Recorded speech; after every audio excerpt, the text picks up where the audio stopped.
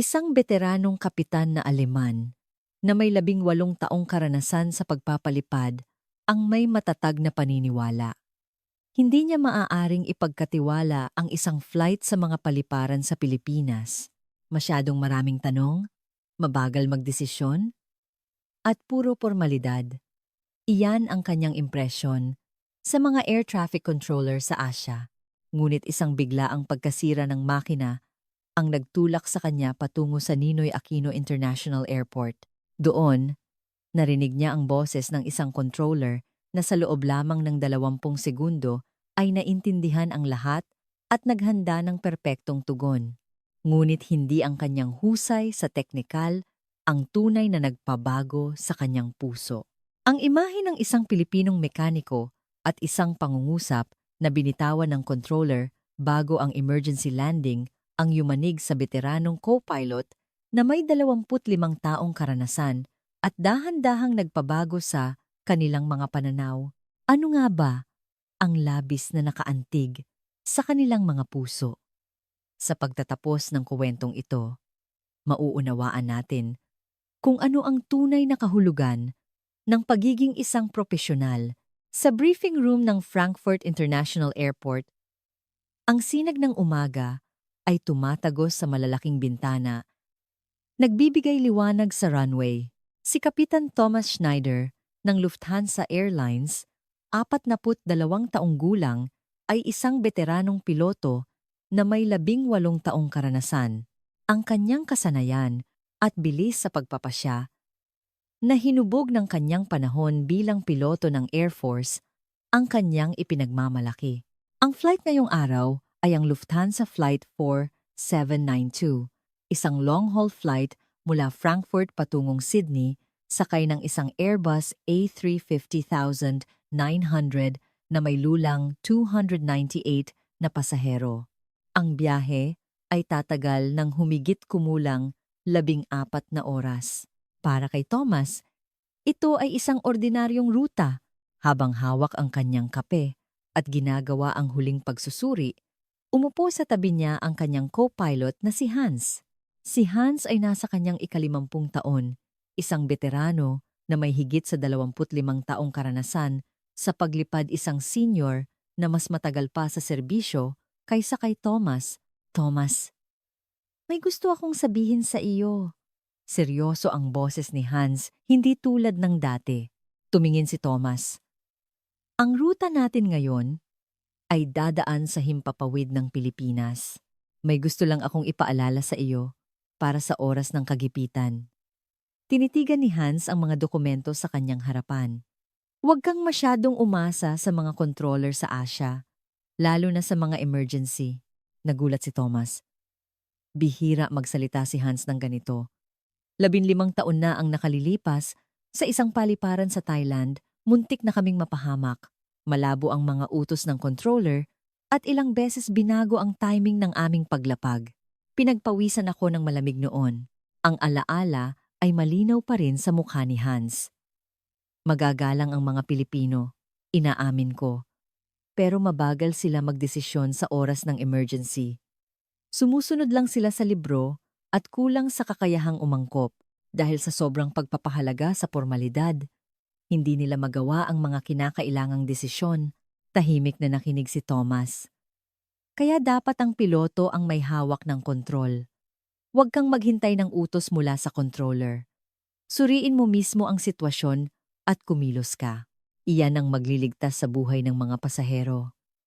Ang mga salita ni Hans ay puno ng kumpiyansa mula sa kanyang mga nakaraang karanasan. Si Thomas mismo ay halos walang karanasan sa pakikipag-ugnayan sa mga controller sa Asia.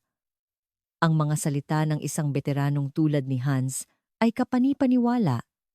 Naiintindihan ko, uunahin ko ang sarili kong pagpapasya. Nagsimulang mag-isip si Thomas ng mga posibleng senaryo. Paano kung magtagal ang pakikipag-usap sa controller ng Pilipinas? Kailan niya dapat ipilit ang sariling desisyon? Paulit-ulit niyang binuo ang mga sitwasyon sa kanyang isipan. Kasama rin sa flight ang mekanikong si Marcus Schmidt para sa technical support. Si Marcus ay 28 taong gulang na may 5 taong karanasan. Ang long-haul flight na ito ay isang malaking oportunidad para sa kanya. Kasama niya ang senior mechanic na si Carl, isang veterano na may higit 35 taong karanasan. Bago umalis, sinabi ni Carl kay Marcus, hindi mapagkakatiwalaan ang teknolohiya ng maintenance sa Asia. Iba ang kanilang standards at mabagal ang kanilang pagtugon. Kung may mangyari, tayo lang ang aasa sa sarili natin. Tumango si Marcus. Nandito tayo, kaya nating harapin kahit ano. Puno ng kumpiyansa ang dibdib ng batang mekaniko. 10:00 ng umaga, lumipad ang Flight 4792 mula sa Frankfurt. Ang dambuhalang eroplano ay umakyat sa asul na kalangitan. Maayos na pinataas ni Thomas ang altitude. Ang ugong ng makina ay malakas at matatag. Lahat ay nasa ayos. Matapos daanan ang himpapawid ng Russia, papalapit na sila sa Pilipinas. Sa labas ng bintana, isang walang katapusang asul na karagatan ang nakalatag. Ang sikat ng araw ay kumikinang sa ibabaw ng tubig. Ang mga pasahero ay nag-enjoy sa kanilang pagkain, nanonood ng pelikula at nagpapalipas ng oras. Isang mapayapang kabin. Nakaramdam din ng kaunting relax si Thomas. Ngunit walang sino man ang nakakaalam na ang kapayapaang ito ay malapit ng mabasag. Ang mga instrumento sa cockpit ay nagpapakita ng normal na readings. Sapat ang gasolina at matatag ang mga makina. Paminsan-minsan, sinusuri ni Thomas ang mga gauge habang nakikipag-usap kay Hans tungkol sa mga walang kabuluhang bagay. Anong kakainin mo pagdating natin sa Sydney? Aussie beef? Siyempre. Gusto ko ng makapal na steak na iyon. Habang nag-uusap sila, nananatili sa isipan ni Thomas ang mga salita ni Hans. Mabagal magdesisyon ang mga controller sa Asia. Sumusunod lang sila sa libro. Ang piloto ang dapat mamuno. Hindi gaanong alam ni Thomas ang tungkol sa Pilipinas. Sa nakikita niya sa telebisyon, sila ay magagalang at mababait na tao. Isang malinis at maayos na lipunan. Ngunit iyon ay panlabas na impresyon lamang. Hindi niya alam kung ano talaga ang kalagayan ng air traffic control doon. Ang karanasan ni Hans ay konkreto. Ang mapanganib na sitwasyon sa Thailand, ang malabong utos, ang mabagal na pagpapasya. Hindi man ito nangangahulugang ganito sa buong Asya, maaaring may pagkakatulad sa kultura, ang pagbibigay diin sa formalidad, ang sobrang pag-iingat na nagiging dahilan ng mabagal na pagkilos. Baka may ganoong tendensiya. Sa kanyang 18 taong karera, nakalapag na si Thomas sa iba't ibang paliparan. Sa Europa, Amerika, gitnang silangan. Bawat paliparan ay may kanya-kanyang katangian. Iba-iba ang pagtugon ng mga controller. Ngunit sa pangkalahatan, pare-pareho lang sila. Isang dialogo sa pagitan ng mga propesyonal. Isang relasyon na binuo sa tiwala at respeto. Pero iba ang usapan sa oras ng emergency. Sa isang sitwasyon kung saan bawat segundo ay mahalaga, ang sobrang tanong o mabagal na pagpapasya ay maaaring magdulot ng kapahamakan. Sa mga sandaling iyon, kailangang magtiwala ang isang piloto sa kanyang sariling paghuhusga. Sa likurang upuan, binabasa ni Marcus ang maintenance manual para sa Airbus A350-900. Mahigpit ang turo sa kanya ni Carl. Hindi sapat ang pagbabasa ng manual. Sa totoong sitwasyon, may mga di inaasahang pangyayari. Kung paano mo haharapin iyon ang sukatan ng galing ng isang mekaniko. Seryosong nag-aaral si Marcus. Kung magkakaroon ng problema sa long-haul flight na ito ay magiging isang mahalagang karanasan. Naalala ni Carl ang kanyang kabataan habang pinagmamasdan si Marcus. 35 taon na ang nakalipas, natuto rin siya mula sa mga senior na mekaniko. Ang pag-aayos ng eroplano ay isang trabahong may kinalaman sa buhay. Isang pagkakamali lang ay hindi katanggap-tanggap, kaya't tinuruan sila ng mahigpit at masusi. Hindi mapagkakatiwalaan ang maintenance sa Asia. Sinabi iyon ni Carl dahil sa kanyang sariling karanasan. 20 taon na ang nakalipas sa isang paliparan sa Timog Silangang Asya. Nakakita siya ng isang eroplanong hindi maayos ang pagkaka-maintain. Mga piyesang hindi pumapasa sa pamantayan, hindi sapat na inspeksyon, magulong mga tala. Mula noon, nagkaroon na siya ng pagdududa sa maintenance sa Asia. Siyempre, hindi lahat ng paliparan sa Asia ay ganoon. Ngunit para maiwasan ang panganib, dapat silang maging handa na harapin ang anumang problema sa kanilang sarili. Iyon ang responsibilidad ng isang propesyonal.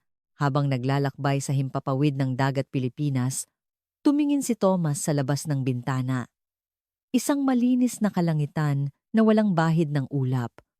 Isang magandang tanawin.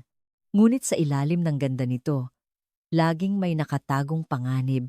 Muling pumasok sa kanyang isipan ang mga salita ni Hans. Huwag kang masyadong umasa sa mga controller sa Asia. Ipinangako ni Thomas sa kanyang sarili. Kung may mangyari, magtitiwala ako sa sarili kong desisyon. Gagamitin kong gabay ang utos ng controller, ngunit ang huling desisyon ay sa akin. Iyon ang kanyang responsibilidad bilang kapitan. Ngunit hindi pa niya alam na ang pangakong ito ay malapit ng mayanig. Makalipas ang 3 oras mula sa pag-alis, bandang 1:00 ng hapon, habang nasa himpapawid ng dagat Pilipinas, biglang umalingaw-ngaw ang isang matinis na alarma sa cockpit. Kri-iing, kri-iing, kri-iing. Kumabog ang dibdib ni Thomas. Agad niyang tiningnan ang instrument panel. Ang lakas ng kanang makina ay biglang bumabagsak. Ang mga gauge ay nagpapakita ng hindi normal na paggalaw. Right engine failure! Sigaw ni Hans na may pag-aalala. Agad na sinuri ni Thomas ang checklist. Ang kaliwang makina ay gumagana ng normal. Ngunit ang kanang makina ay tuluyan ng huminto. Ang paglipad gamit ang iisang makina ay posible sa teknikal na aspeto. Ilang beses na itong sinubukan ni Thomas sa simulation. Ngunit walang makapagsasabi kung aabot sila sa Sydney. Ang konsumo ng gasolina ay tumaas na rin ng 1.5 beses. Mula sa likuran, tumakbo si Marcus. Kapitan, may problema sa fuel supply system. Posibleng nasira ang fuel supply valve. Kailangan itong ayusin sa lupa. Sumilip din si Carl mula sa likod at tumango ng may seryosong mukha. Imposibleng gawin ang first aid dito. Kailangan nating lumapag. Kalmadong sinuri ni Thomas ang sitwasyon. Ang kasalukuyang dami ng gasolina, ang kondisyon ng kaliwang makina, ang distansya patungo sa pinakamalapit na paliparan lahat ay mabilis niyang kinakalkula. Ito ang husay na nahasa sa kanyang 18 taong karera. Ang pinakamalapit na paliparan, agad na sagot ni Hans, ay ang Ninoy Aquino International Airport. Mga 45 minuto mula sa ating lokasyon, wala na tayong ibang pagpipilian. Naia, Pilipinas. Muling pumasok sa kanyang isipan ang mga salita ni Hans. Mabagal magdesisyon ang mga controller sa Pilipinas. Maraming tanong, matagal, ngunit ngayon, wala silang pagpipilian. Hawak niya ang buhay ng 298 na pasahero. Kailangan nilang lumapag sa lalong madaling panahon. Magdeklara ka ng emergency. Papunta tayo sa Maynila. Kalmado ang boses ni Thomas, ngunit may bahid ng kaba. Kinuha ni Hans ang radyo. Manila Control, this is Lufthansa 4792. Declaring an emergency. Requesting an emergency landing at Ninoy Aquino International Airport due to right engine failure. Ang mga sumunod na segundo ay parang isang kawalang hanggan. Karaniwan, magsisimula na ang mga tanong para kumpirmahin ang sitwasyon. Ano ang inyong sitwasyon? Ilan ang pasahero? Gaano karami ang inyong natitirang gasolina? Ano ang kondisyon ng eroplano? Aabutin ito ng ilang minuto. Inihanda ni Thomas ang kanyang sarili. Mahabang tanungan ang haharapin nila. Kailangan nilang sagutin isa-isa ng maingat habang nauubos ang kanilang gasolina. Ngunit ang kanyang inaasahan ay ganap na nabaligtad. Lufthansa 4792. This is Manila Control. My name is Miguel Reyes. We have confirmed your situation. Lufthansa 4792. 792. Airbus, A350-900, right engine failure due to a fuel system trouble. Is that correct? We have secured runway 34. Right for you at NAIA. Firefighters, emergency medical teams, and the maintenance team are on immediate standby. We are sending you the shortest route to NAIA from your current position. You are our top priority. Ang sagot ay napakabilis. At hindi ka panipaniwalang tumpak, nagkatinginan sina Thomas at Hans. Napakabilis, sabi ni Thomas. Hindi pa lumilipas ang 20 segundo mula nang magdeklara sila ng emergency. Nanlaki rin ang mga mata ni Hans. Posible ba ito? Ang kanyang alaala 15 taon na ang nakalipas at ang nangyayari ngayon ay magkaiba. Sa Thailand, inabot sila ng 5 minuto para lang ipaliwanag ang sitwasyon. Mas matagal pa bago sila binigyan ng clearance para lumapag. Ngunit ang controller na ito sa Pilipinas, sa loob ng 20 segundo, ay naintindihan ang lahat at nakumpleto ang pagtugon. Nagpatuloy ang boses ni Controller Reyes. Please confirm your current fuel level and the status of your left engine. Nang i-report ni Thomas ang mga numero, agad sumagot si Miguel. Roger that. Your current fuel is more than enough to reach NAIA safely. Please do not worry. We are now sending the shortest route to your navigation system. Estimated time of arrival is in 45 minutes. Napalunok si Thomas. Alam na alam niya ang eroplano. Kabisado niya ang sistema ng Airbus A350. Tumpak. Maging ang kalkulasyon niya sa konsumo ng gasolina. Kahit sa Europa, hindi pa siya nakakita ng ganitong controller. Tulala rin si Hans. Ang paniniwala niya sa loob ng 15 taon ay nagsisimula ng gumuho. Narinig din ni Marcus at Carl sa likuran ng usapan sa radyo. Pati maintenance team. Naka-standby na. Hindi pa nga tayo nakakalapag. Bulong ni Marcus. Tahimik lang na tumango si Carl. Sa kanyang 35 taong karanasan, ngayon lang siya nakasaksi ng ganito. Nakarating na sila sa himpapawid ng Pilipinas. Nagsimula na ang kanilang paglapag sa NAIA. Pinagpapawisan ang mga kamay ni Thomas. Isang landing gamit ang iisang makina sa isang paliparan na hindi niya pamilyar. Tumitindi ang tensyon. Noon, muling umalingaw-ngaw ang boses ni Miguel. Kapitan, considering your current wind conditions, aircraft status, and fuel, I have prepared 3 approach routes for you. 3 ruta ang lumitaw sa screen. Bawat isa ay may detalyadong paliwanag. Route A is the shortest but requires a precision approach. Route B is slightly longer but is the most stable. Route C is an alternative in case the weather worsens. Whichever you choose, we will give you our full support. Namangha si Thomas. Hindi isang utos, kundi isang mungkahi. Iginagalang niya ang desisyon ng piloto. Hindi siya nagdidikta, we'll take Route B. Roger that. Commencing guidance for Route B. Walang atubiling sagot ni Miguel. Agad siyang tumugon sa napiling ruta ni Thomas. Walang dagdag na tanong, walang kumpirmasyon, walang hindi kinakailangang salita. Tanging ang mga importanteng impormasyon lamang ang ibinibigay sa tamang oras. Nagsimulang bumaba ang altitude. Bumibilis ang paghinga ni Thomas. Ang tensyon ay ramdam na sa kanyang katawan. Nasanay na siya sa single-engine landing sa training, ngunit iba ang totoong sitwasyon.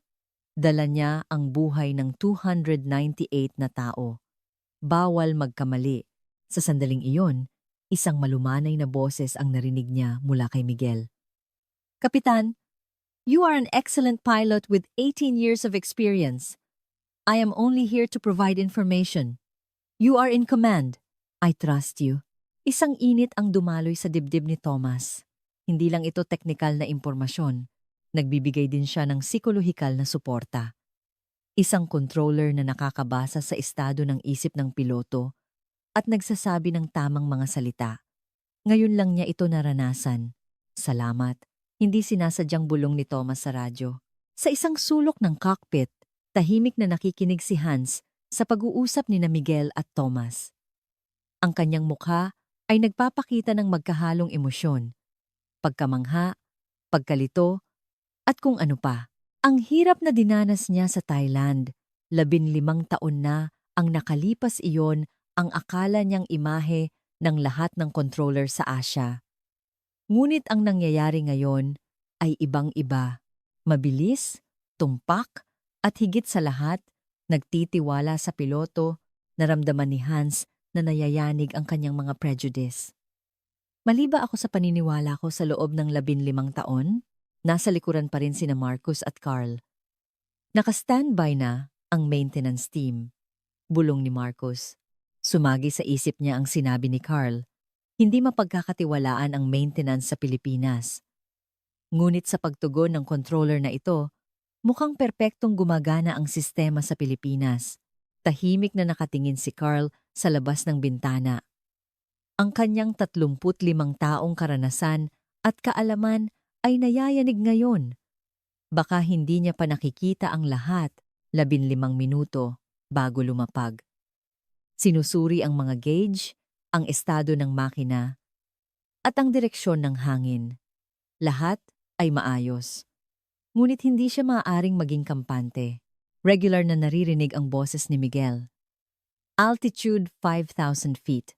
Wind northwest at 12 knots. 15 kilometers to runway. Ang impormasyon ay tuloy-tuloy, ngunit hindi nakakagulo. Bago lumapag, isang hindi inaasahang pangyayari ang naganap. Isang malakas na crosswind ang humampas sa eroplano na nagdulot ng malakas na pagyanig. Hinigpitan ni Thomas ang kanyang hawak. Ang crosswind landing gamit ang iisang makina ay mapanganib. Noon, umalingaw-ngaw ang boses ni Miguel, gust of 15 knots from the right, but it will subside in 3 seconds. Land at that exact moment. Nagtiwala si Thomas sa mga salita ni Miguel. 3, 2. Ganoon nga ang nangyari. Humina ang hangin. Hinila ni Thomas ang control yoke.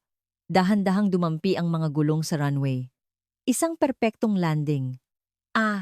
An excellent landing, Kapitan. Welcome to Manila. Pahinga na po kayo. Ang mainit na boses ni Miguel ang huling narinig nila. Pumalakpak ang mga pasahero sa loob ng cabin. Huminga ng malalim si Thomas. Guminhawa rin ang pakiramdam ni Hans. Sa labas ng bintana, nakita nila ang mga mekaniko na naghihintay sa perpektong pormasyon.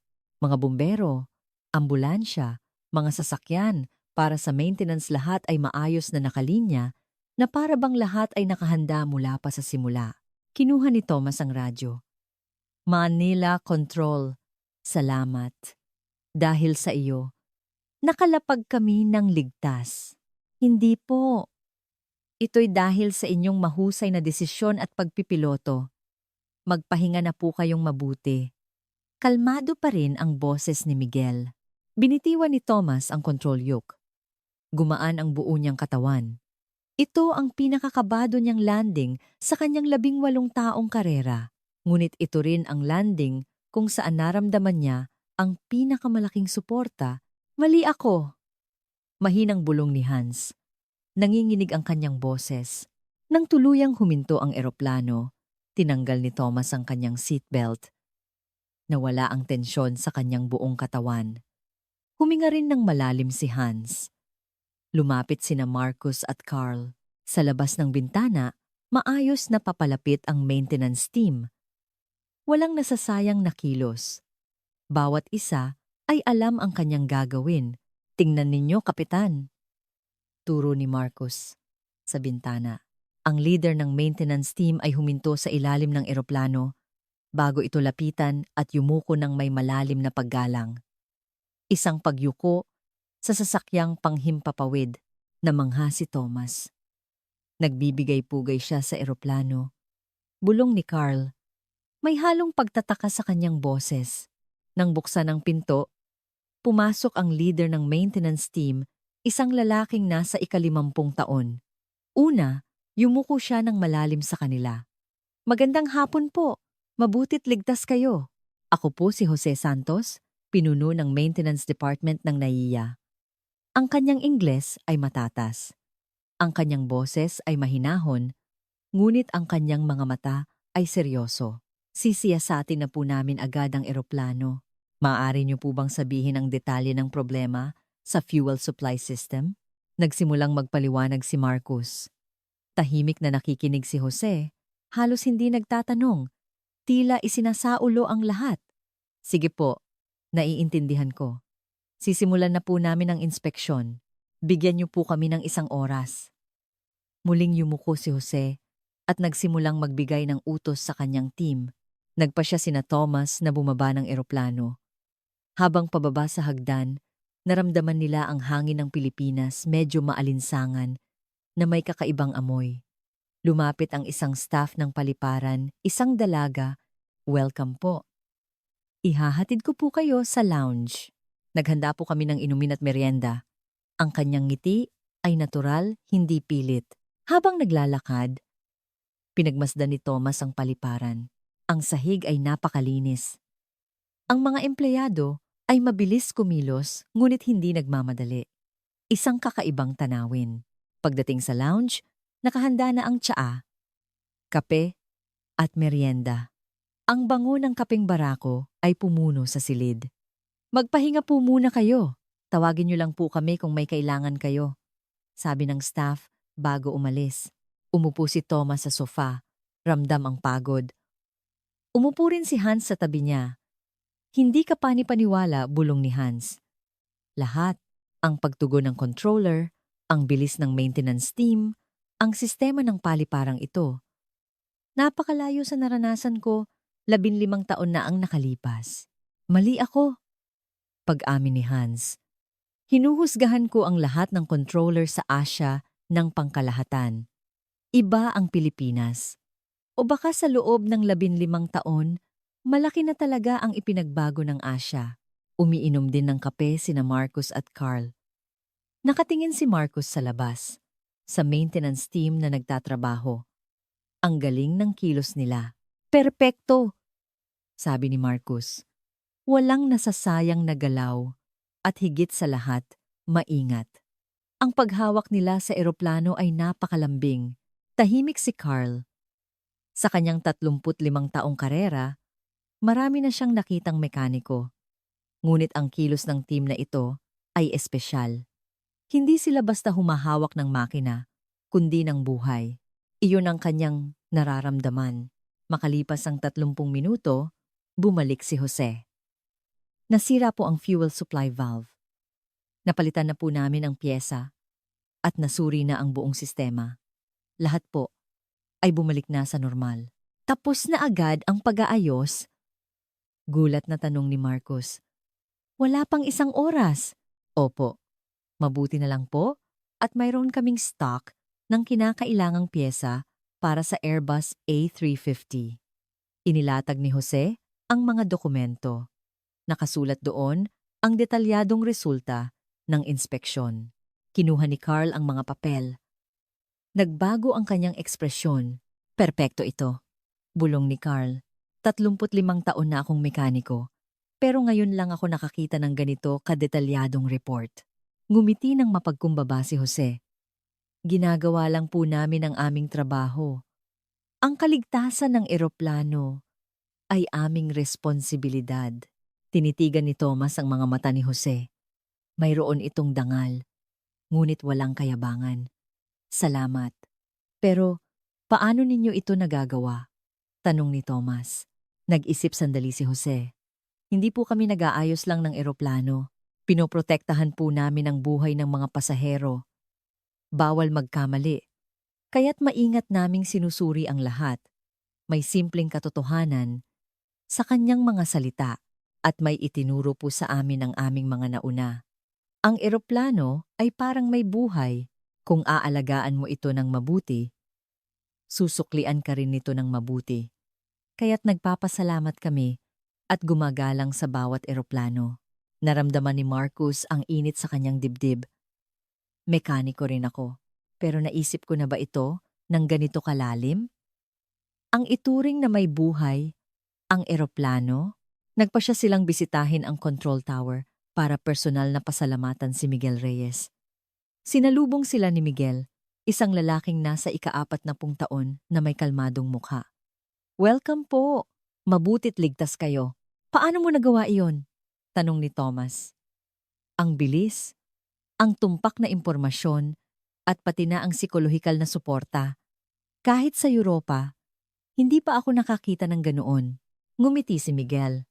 Itinuturing po namin ang aming sarili bilang mga mata, tainga, at minsan, suporta sa puso ng mga piloto. 10 taon na po ang nakalipas, nawalan ako ng kasamahan sa isang aksidente. Isang pagkakamali sa desisyon ng controller. Magaling siyang controller, pero pagod siya noong araw na iyon. Isang maliit na pagkakamali ang nagdulot ng malaking trahedya. Tahimik na nakinig ang grupo. Mula noon, nanumpa kaming lahat. Hinding-hindi na namin hahayaang maulit iyon. Poprotektahan namin ang bawat piloto, bawat pasahero. Tumingin muli si Miguel kay Thomas. Kaya't araw-araw kaming nagsasanay. Pinag-aaralan namin ang bawat eroplano, kinakabisado ang fuel consumption, sinusuri ang mga pattern ng panahon. At higit sa lahat, sinisikap naming unawain ang sikolohiya ng isang piloto. Huminga ng malalim si Hans.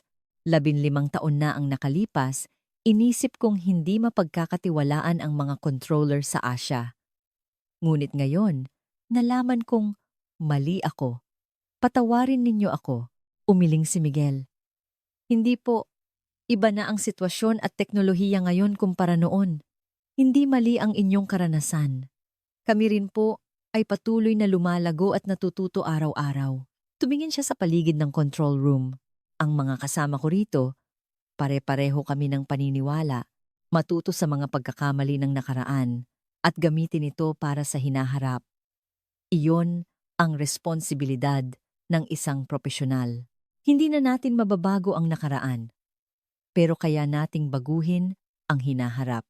Mula ngayon, magkakasama na tayo. Yumuko ng malalim si Thomas, kasama sina Marcus, Carl at Hans. Sa sandaling iyon, isang malaking bagay ang nagbago sa puso ng 45 profesional sa abyasyon. Ang kanilang pamamalagi sa Maynila ay tumagal ng 3 araw. Sa mga araw na iyon, ipinakita ni Jose ang kanilang training facility kina Marcus at Carl.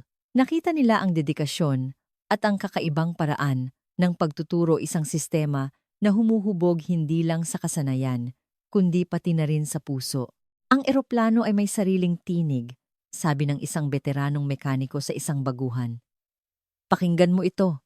Nakausap din muli ni na Thomas at Hans si Miguel. Ikinuwento niya ang kanilang pagbabago.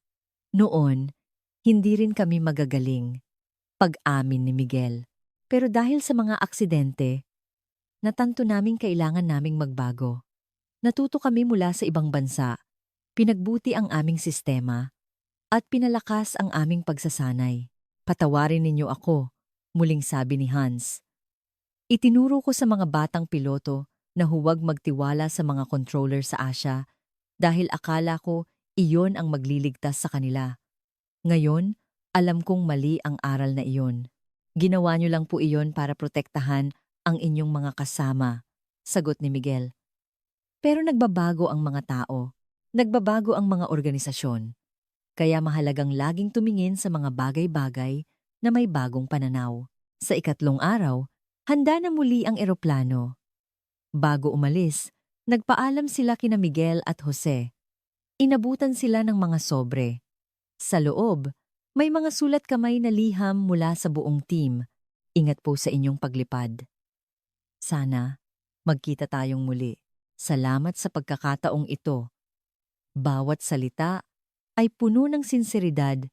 Naluha si Carl habang binabasa ang sulat mula sa mga batang mekaniko. Sa 35 taon niya sa serbisyo, ngayon lang siya nakatanggap ng ganito kainit na mga salita.